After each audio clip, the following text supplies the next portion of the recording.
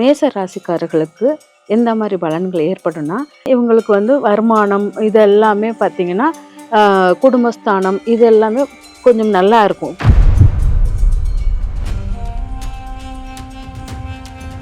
அதனால இந்த 7.5 சனி வந்து இவங்களுக்கு இப்போ இந்த வருஷத்துக்கு அவ்வளவு தாக்கங்கள் இருக்காது.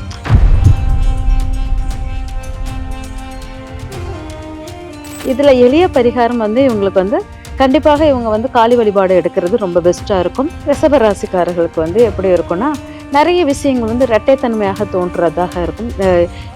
குடும்பத்துக்காக நிறைய பொய்கள் சொல்ல வேண்டியது இருக்கும், மறைத்தல் நிறைய இருக்கும்.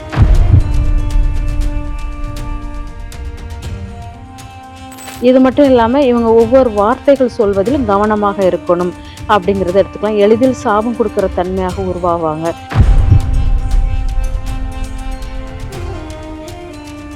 இவங்க திருமண வைபவங்களுக்கு வந்து இவங்களுக்கு நல்லபடியாக நடக்கக்கூடிய வாய்ப்புகள் இருக்கும். கணவன் மனைவியை வந்து ஒரு அண்டர்ஸ்டாண்டிங் கப்புளாக வாழறதுக்கான ஒரு இது இருக்குது அப்படிங்கிறது இருக்கும். கடகராசிக்கு வந்து தமிழ் புத்தாண்டுக்கு பிறகு எனக்கு என்னென்னா மாற்றங்கள் கொடுக்கக்கூடிய ஆண்டாக இருக்கும். இதில் என்னென்னா இவங்க வந்து நிறைய வந்து கேரிங் சொல்லிட்டு தன்னை நோக்கடிக்கிற ஒரு விஷயம் நிறைய பண்ணுவாங்க.